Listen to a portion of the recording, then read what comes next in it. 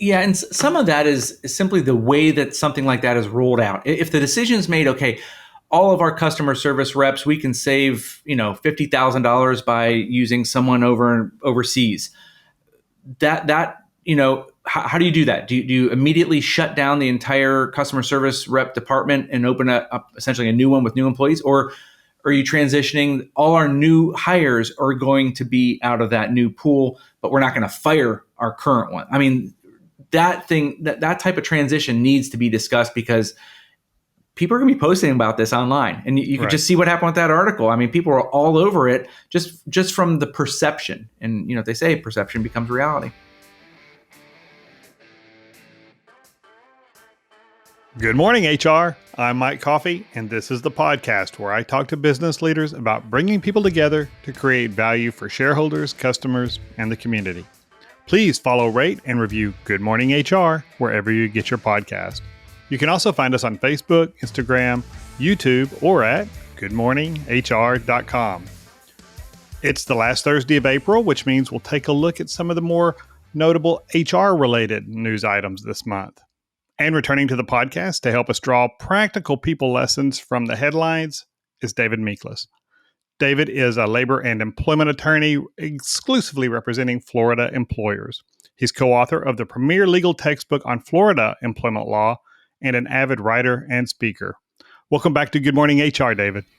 Thanks for having me back, Mike. So since you're in Florida, let's start with, it's always seems a man from Florida or Florida man, but let's start with a story out of Florida that you brought up to me. And it's interesting primarily because it's that law of unintended consequences coming to bear on employers. Basically, it was the article, and we'll link to it in the show notes, but told employers to brace for more employment law claims because of tort reform. Explain that to me. Sure. So basically, a lot of the personal injury firms have ticked off a lot of folks, and they feel the way to address that is through tort reform, so that these verdicts can't be so high. They knock down a couple different things. They tighten up the time period on admissibility of doctors' evidence. They also reduce the statute of limitations for negligence claims for 4 years to 2 years. So the intended consequence is to rein in some of these personal injury claims, which tend to be negligent-based claims. And Morgan & Morgan is America's largest personal injury firm. And you may not know this, but they're headquartered right up the road in Orlando, Florida. So as an employment attorney, I see them on the employment side. They have a very active employment law practice. I deal with them with discrimination, but mainly Fair Labor Standards Act, wage claims. So sometimes these things overlap. Sometimes they get a client who got hurt, sometimes hurt at work, sometimes hurt somewhere else. And then they also have some kind of employment claim. So I regularly deal with them. And so sometimes where the unintended consequence that you're talking about could happen is that because the statute of limitations is reduced, it puts a lot of pressure on them to maybe not delay, not file the FCHR is Florida's version of the EEOC, the Florida Commission on Human Relations, or essentially the EEOC. If you file an EEOC charge, that's an administrative prerequisite before you can get into court for various claims such as Title VII, the ADA, things like that. So these law firms may say, well, you know what? Instead of waiting that entire long time period to go through the EEOC process, we'll just run right into court now and file whatever claim we have. And sometimes it may be a viable option, such as if that claim is negligent hiring or negligent retention. That would be something that we might see an increase. These are, reading the tea leaves. Who knows if this is going to be the consequence? It's possible, maybe not. I usually, in my own practice, see those kind of claims kind of thrown in. They're not the sole claim usually. Usually there's some other kind of claim, race discrimination or some kind of discrimination claim or retaliation claim. And then as part of that, they will throw in certain things like damages being infliction of emotional distress, negligent hiring, negligent retention. So possibly we might see them skipping the EEOC stage and just running into court immediately. But that's to be seen. We'll see whether that. And the reason that there's concern is because that's what happened in California. Right. California had tort reform, and that's what we saw happen in California. So that's possible what could happen as an unintended consequence here in Florida too. And I mean, legislators are meeting across the country right now in a lot of states, including here in Texas. And there's always, Texas did a big tort reform, 12 years ago. But there's always something, there's always an advocacy group pushing to tighten plaintiffs' abilities to, especially for medical damages or things like that. And I mean, let's face it, we've got law schools all over the country pumping out new lawyers all the time. And it's not like those lawyers who were doing some sort of tort litigation 6 months ago are going to just retire now. They're gonna go look, and somebody's when people come to them and they're either ticked at their former employer or just responding to an ad, they're going to be looking for those lawyers are going to be looking for some way to help that person recover some money under some law. And I've got lots of friends who are on the plaintiff side of the bar, and they often will find some, what the person comes in. Oh, it was harassment. Well, no, that's not legally harassment. But let's look at how you were paid for that overtime you mentioned and those kind of things. And so the lesson for employers, though, is probably what it always has been. Take care of business on the front end so that it's harder to get sued. So, and I'm a big believer that starts with who you hire and taking the time to make sure that you're putting, and this could be so easily misconstrued, as we'll talk about in the next story, but making sure you're hiring people who are good fits for the job, who have the skills and the competence, who are proven performers, so that you're not going to have to overly manage them later. And those people, if they're content in their jobs, are not going to be the ones who go talking to plaintiffs' lawyers. But then you've got other things. What else would you tell an employer who's, about how to avoid, just litigation avoidance 101 kind of things? Yeah, actually, just on the coattails of what you just said, my advice to my clients is if you can keep your employees happy, that's the best way to stay out of court. Happy employees don't sue. Now, there's always, the aberration. There's always an employee who's happy to sue. But yeah, but if you can keep your staff happy, they have even if they're, someone tries to poach them to go to a competitor or whatever, if they're happy with you, sometimes they won't even go even for a little bump in pay. Now, a lot of people will still go for a bump in pay, but keeping your employees happy really is the best investment you can make. And that's how you have union avoidance as well. Right. If your employees are happy, they're not looking to leave you. They're not looking to bring in some kind of outside entity, whether it's a union or the Department of Labor or the EEOC, to fix or give them a voice. And I think that's a big thing too, is the idea that companies that have, whether you want to call it open books or, have a lot of transparency in how they make decisions, the state of the company, what our financial challenges are, where we are in meeting our organizational goals. When employees see that and have access to that information, and they know how the company is performing, they're going to understand why, well, maybe we didn't get an extra week of PTO this year, even though I'd like to have it, or whatever they see other people getting. They just understand the environment that they're in better. And I think, especially in small to medium-sized businesses, sometimes we hold our cards too close to our chest, and it doesn't inspire the kind of trust or commitment from employees.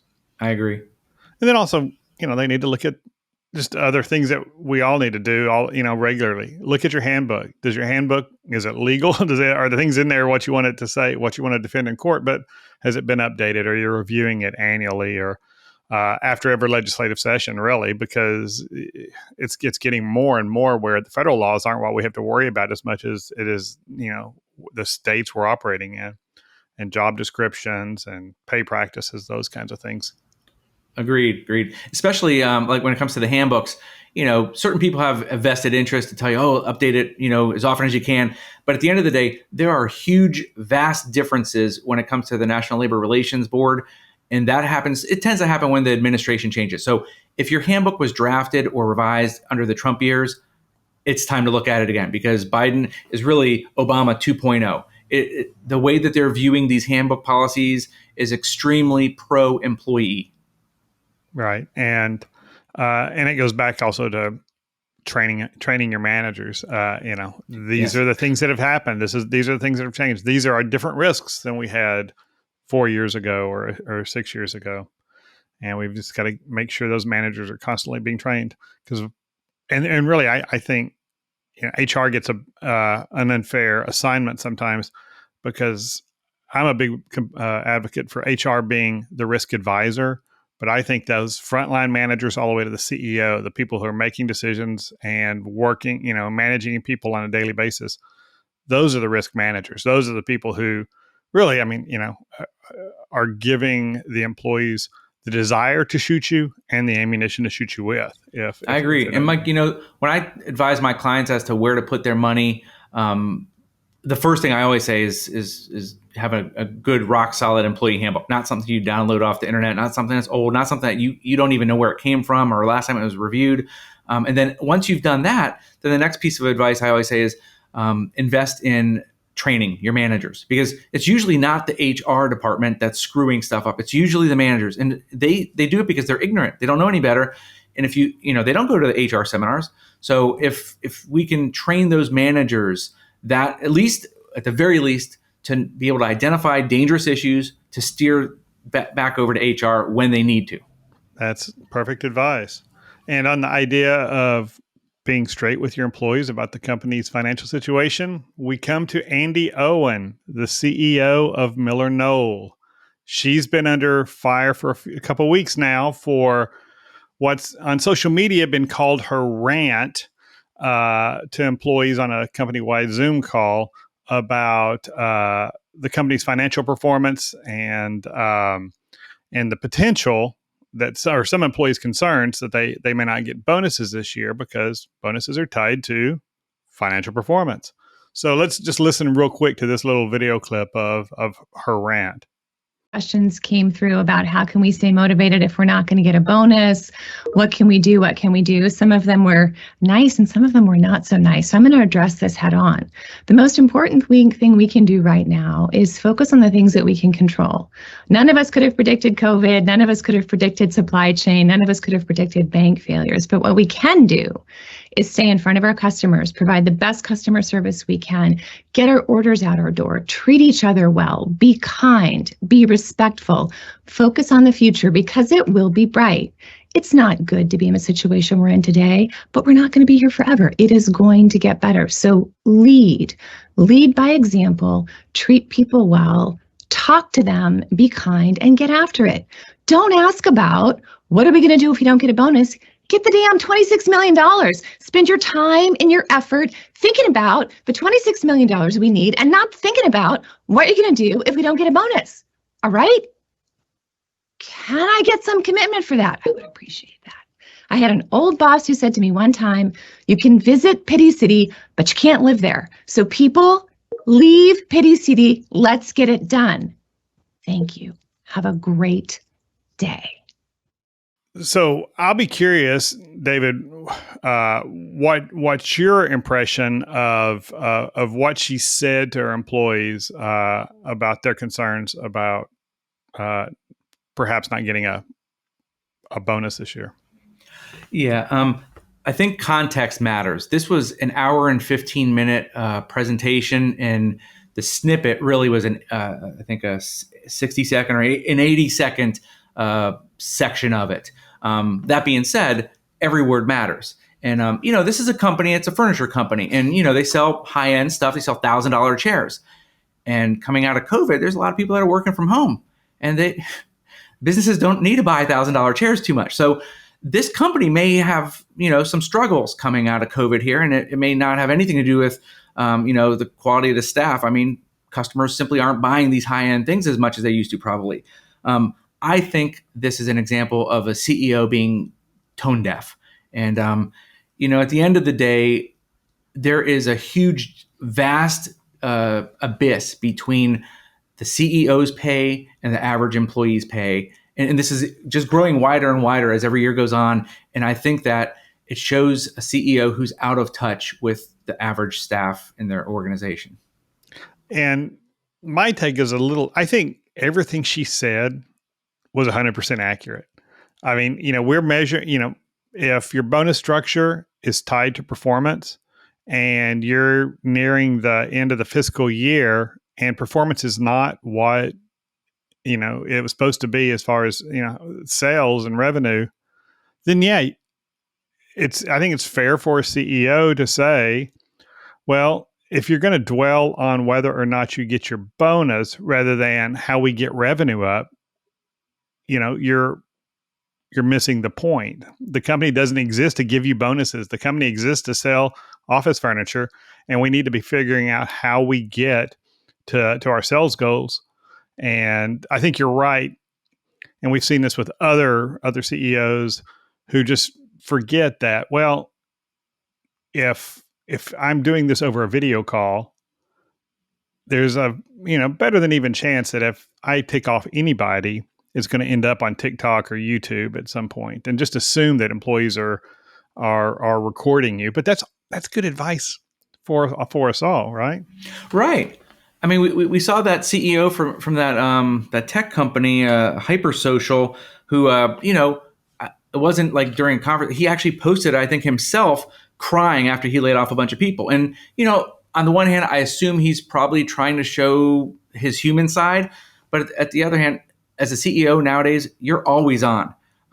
You need to have a PR person review this stuff before you post it, because it clearly backfired. So I think that's the kind of stuff that there's a natural tendency to try to move fast on social media, but sometimes you may not view it accurately from the perspective of some of the viewers. And I think it helps to have an extra pair of eyes on it before you upload it. Yeah. And she did apologize for the tone, but to her so credit, did Budweiser. Yeah, exactly. And so she didn't, to her credit, I think she didn't walk back and cave in to the bigger issue.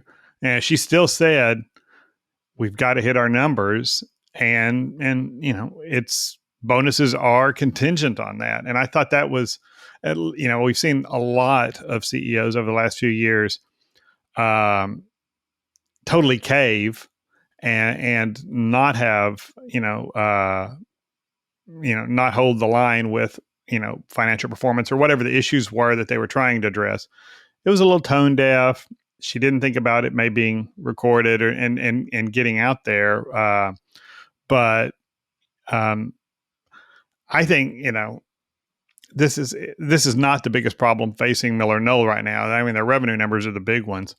But we do need to remember employees are out there and recording. There's been a lot of conversations. I don't know if you've noticed on some of the HR chat boards lately about employees recording even in-person conversations with supervisors and managers. And if you're not assuming that that's being recorded, you're making a mistake. And you should probably treat your employees like you were being recorded, even if you knew you weren't. I mean, if you treated them that way, then you have a lot fewer issues.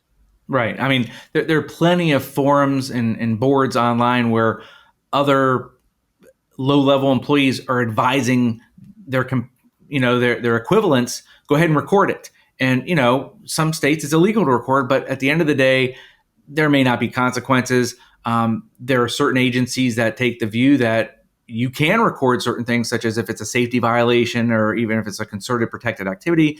So from that perspective, I agree. I think anyone in HR should be training the managers to assume that any kind of conversation could be recorded. Frankly, it would help make sure that people are more careful with what they say if they're assuming that they're being recorded. Yeah. And,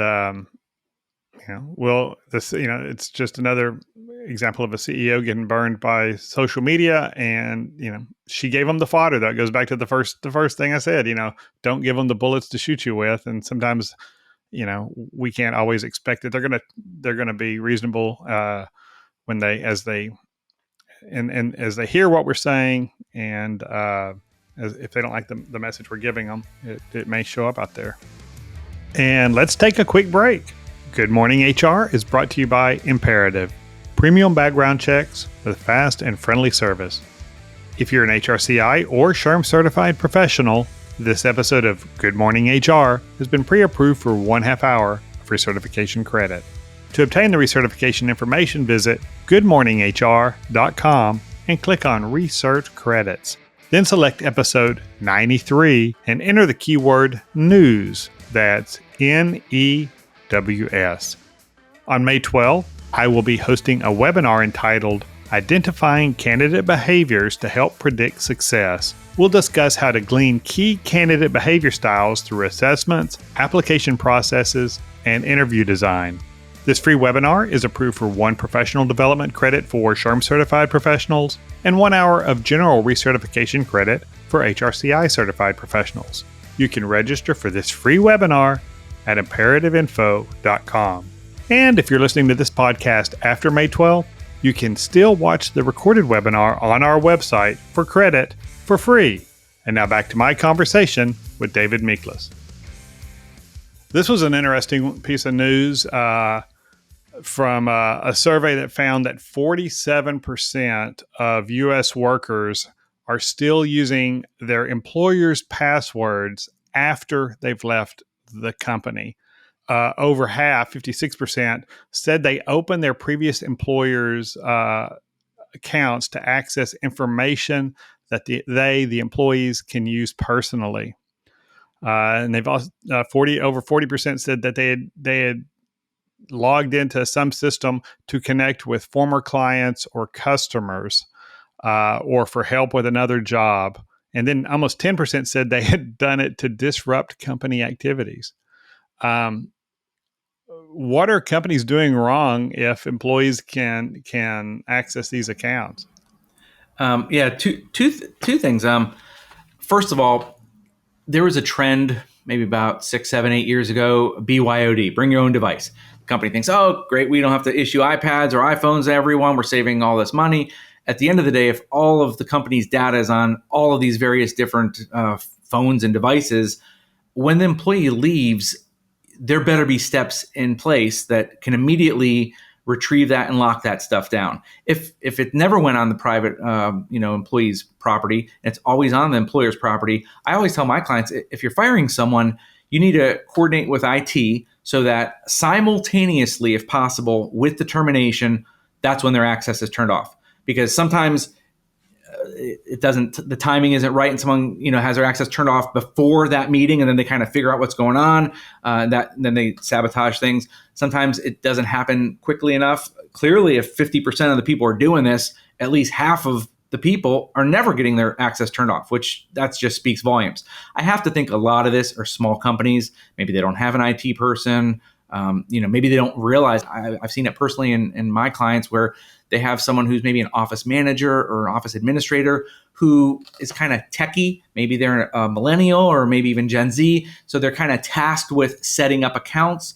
And then the company owner maybe never realized that they have the administrative account. They have access to all the stuff. And, when they fire them or when they quit, they didn't realize that they have essentially the back door in, and they could change the passwords. They really can hold the company hostage. And this just comes down to some basic knowledge about securing things. I mean, I know various people listening to this broadcast are in different states, and sometimes non-compete agreements are not valid. In Florida, similar to Texas, but in Florida, we are one of the most friendly states in the country for non-compete agreements. So if they're drafted properly, they're extremely likely to be upheld in Florida. That being said, you still have to meet certain steps. You have to have a legitimate business interest in that. And one of the key things that you do to show, ideally you'd have a trade secret or something that you want to keep secret. And ideally you would have some kind of evidence that you take steps to keep this stuff secret. You have encryption, you have passwords, you do all this kind of stuff. And if you do that, then you're more likely to be able to enforce such agreements. That being said, it's just good business practice to do that kind of stuff anyway. So if the company is not doing anything when they fire someone or when someone quits, that's the thing that they need to change, because it's not too hard to turn off someone's access, especially if they only had it on the company devices. It's a little bit harder if it was actually on their own personal devices. Well, and on that note, what we've saw when everybody went remote in March of 2020 was, okay, here's the software log into our system from your personal computer at home. Well, folks, that was 3 years ago. And if you still got, your random employee using their personal computer to access company network resources and company accounts, probably need to rethink that, because that's the same computer that their kids may be playing, Call of Duty on, or downloading God knows what off the dark web. And a data breach on that computer could be the thing that takes control of the rest of your network. And so, making sure, and that's you probably got a lot of employees working from home who are, looking for these productivity tools online to install on their local computers. And if you don't have strict policies around that and some way to monitor that, you don't know what data is company information. Well, and the same goes for all these chat GPT type AI systems that will, collect your information and, repurpose it or do whatever you want it to do. That's great. But you don't think that information's ending up on a server someplace, and that you're not training, whether it's Google or Bing or whoever, uh, you're not training them with your data, and some of that data could end up someplace else. I think that's pretty naive. And so that kind of security training and good security hygiene is critical. And a lot of employers, if you're not even paying attention to what passwords somebody has access to, you're probably not paying attention to these other things that are there. Yeah, you raised a great point about that chat GPT, and I think that needs to be addressed through, it could be addressed through a policy, but certainly some kind of communication from the business, especially HR. It could be as simple as a memo or an email informing people it's not appropriate to copy and paste our confidential information into chat GPT because you're disclosing it somewhere.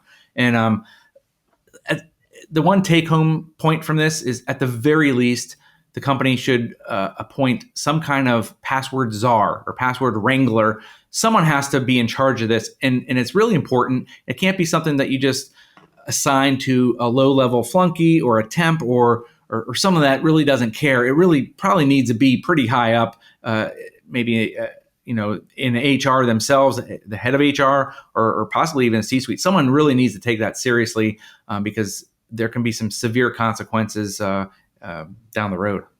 And there are good password manager programs out there that, if you have to share a password and multiple users use the same password for some system, that can control that and makes it easy to kill the access and or change a password and lock somebody out of the password manager, those kinds of things.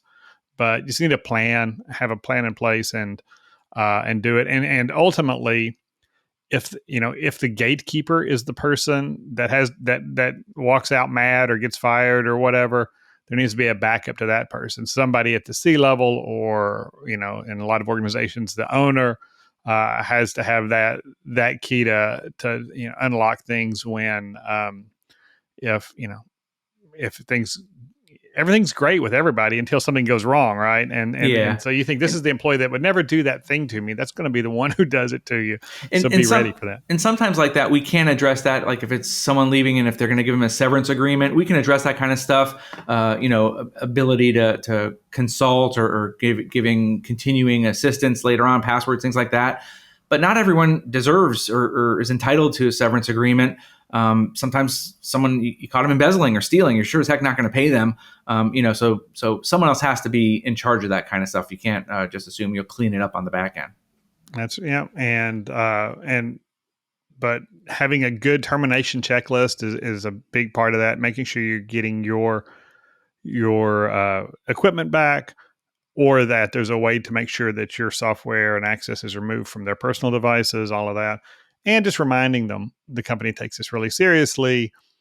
Do not use any of the information that belongs to the company or access that you had because you remember the company now that you're no longer here. So Then the last one, speaking of remote, was we figured out in 2020 we could work remote, and a lot of employers now are dealing with wage inflation and benefit cost inflation, and just a need to expand the talent pool because the number of qualified workers who actually want to work is limited in some markets.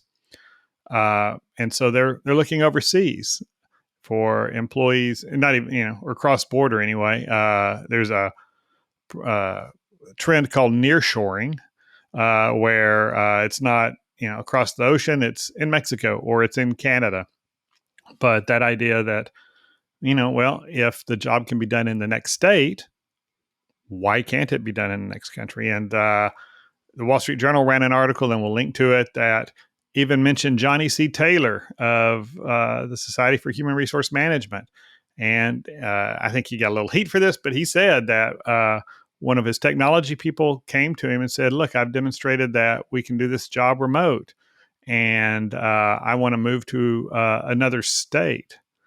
And in his words, the light bulb went off. And he realized, well, if that job can be done remotely full time, why don't I ship it overseas and save about 40%, which from a business aspect was great. Maybe it wasn't the best thing for him to tell the Wall Street Journal as the leader of the nation's premier HR association. But what are your thoughts on for employers who are considering sending some of their work outside the country, either to a contractor or to a bona fide employee in another country? Okay, well, I think that we can all agree that the folks at the top of the organization have an obligation to try to run the organization efficiently. So from that perspective, sometimes you do have to look outside, your state or even the country. If you can get work done at a fraction of the cost, it may be worth it. However, I think where Johnny caught a lot of flack was a lot of people interpreted him as bragging about doing this, and it was done apparently in response to someone requesting to work, remotely, and that I think left a bad taste in a lot of people's mouths. That being said, there are some serious consequences to employing employees in various states or different countries. And a lot of, especially small businesses, may not realize this. If they think, oh, okay, I can get someone to do my accounting or bookkeeping, and it doesn't matter if they're in a different state. Well, if that other state is California, yeah, that might be a huge difference. There's a lot of employment laws that are vastly different than the rest of the country in certain places. California, Illinois, New Jersey. There are certain places that are known to have a lot more regulation than others. So if you end up, allowing your workers to go to some of those states, that may create a huge burden on the employer, from unemployment to, there's tax issues. For instance, SHRM is, I think they have over 400 employees. So this probably isn't an issue where they're like, oh my gosh, we don't have anyone else. We don't know how to do it over there. We don't, how to pay the taxes. That's not going to be that type of issue for this. Yeah, I organization. definitely hope SHRM can figure out how to get the employment laws right overseas. Yeah, and sometimes there can be language issues. There can, if you hire someone from Mumbai and they have a thick accent, maybe your customers can't understand it. There can be practical issues that maybe doesn't make it apples for apples kind of comparison. That being said, if all they're doing is data entry, it doesn't a lot of times matter where they're entering that data. But if they trip and fall at their desk and maybe wherever they are, they're entitled to unemployment compensation, you may be on the hook for that, or workers' compensation, and you may not have thought about that. You may not have even had coverage for those kinds of things. Those are the kinds of things that you need to think about. And certainly nowadays, we're seeing places like New York City. They have these special laws that pay transparency. So if you're hiring someone, you have to, and I think this is a great idea actually, you have to identify what the pay range is going to be. And if you're hiring anyone that's remote and they could really be working from New York City, you have to comply with that. So these are the kind of consequences that we're seeing in a post-COVID world where a lot of people are working remotely. It's not just, oh, great, we can get a much broader talent pool, and maybe someone in some real teeny weeny city in Iowa, can deliver for us, and he or she would work at a fraction of our prices here in our big city. There are also consequences to farming that kind of stuff out, either just to another state or to another country, and those things really need to be balanced with your talent pool. How hard it is to get talent in your local area. Yeah, and Mexico is a good example. They've got a large, highly educated workforce that is willing to work less, for lower dollars. They've got a lower cost of living and, quite honestly, lower expectations. And anecdotally, from my experiences, a lot of white collar work environments that most U.S. employees would never put up with, as far as how ways they're treated and things like that. And so it's easier to recruit there. But when if you terminate somebody from employment in Mexico, you're very likely going to be on the hook for up to 3 months of severance. And you've got taxes. And if it's a foreign country and you're hiring them in any foreign country as a direct employee, they're going to have expectations. The country is going to have an expectation that you have a corporate entity or whatever their equivalent is, that you have a presence there, and there's cost there, and there's tax burdens there. Something was in the news several months ago about someone in Holland making a big recovery because they were working remotely, and the employer didn't realize what the rules were over in Holland. Yeah, and so in the alternatives there are to work through contractors or even foreign PEOs. But even there, you need to talk to legal counsel there to find out, what does co-employment doctrine look like there? I mean, just because it's a PEO doesn't mean I'm necessarily off the hook if they don't take care of their business. And, especially if you have a lot of employees there, you have assets there, you want to make sure you're protecting those by doing everything the legit way.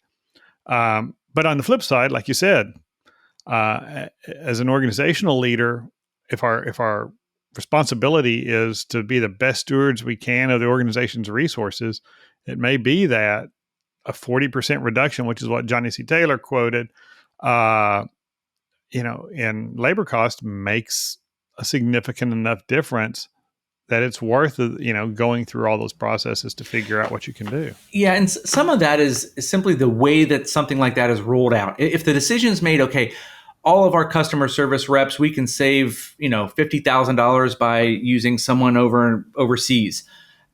How do you do that? Do you immediately shut down the entire customer service rep department and open up essentially a new one with new employees, or are you transitioning? All our new hires are going to be out of that new pool, but we're not going to fire our current one. I mean, that type of transition needs to be discussed, because people are going to be posting about this online, and you can just see what happened with that article. I mean, people are all over it just from the perception, and they say perception becomes reality.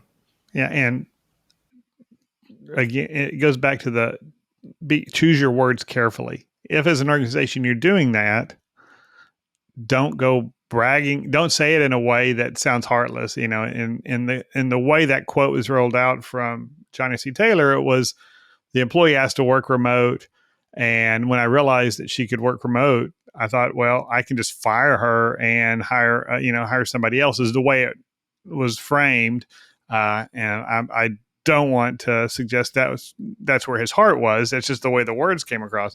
And there's nothing about a disability. There's no allegations or no hint about a disability. But if there ever were, if the reason that they wanted to work remotely was because of a disability, that certainly would trigger a phone call to your employment lawyer, because that's very a hot topic right now. The EEOC is all over that kind of stuff, and that is a highly risky termination at this point without dotting your I's and crossing your T's. And even if it's not overseas, if we're letting our employees stay remote, we still need to keep up with where they're located. I've heard a number of anecdotes from employers who said, I got an ugly letter from the state of Colorado saying that I owed them back taxes for an unemployment comp and all of this, because the employee that we laid off, we didn't know they'd moved to Denver, or we didn't know they'd moved to Oklahoma, which, from Texas. And And Texas doesn't have a state income tax. Oklahoma does, and there's reporting requirements. And what if they're digital nomads? What happens if they bought a Winnebago and every month they're in a different state? I mean, there are. You need to track where your employees are. Yeah, whether it's inside the U.S. or outside. Okay, well, I think we've covered a month's worth of news. Thanks for joining me, David. That was fun. Sure. Thanks for having me back. And thank you for listening. You can comment on this episode or search our previous episodes at goodmorninghr.com or on Facebook, Instagram, or YouTube. And don't forget to follow us wherever you get your podcast. Rob Upchurch is our technical producer, and you can reach him at robmakespods.com. And thank you, as always, to Imperative's marketing coordinator, Marianne Hernandez, who keeps the trains running on time. And I'm Mike Coffey. Please don't hesitate to reach out if I can be of service to you personally or professionally. I'll see you next week, and until then, be well, do good, and keep your chin up.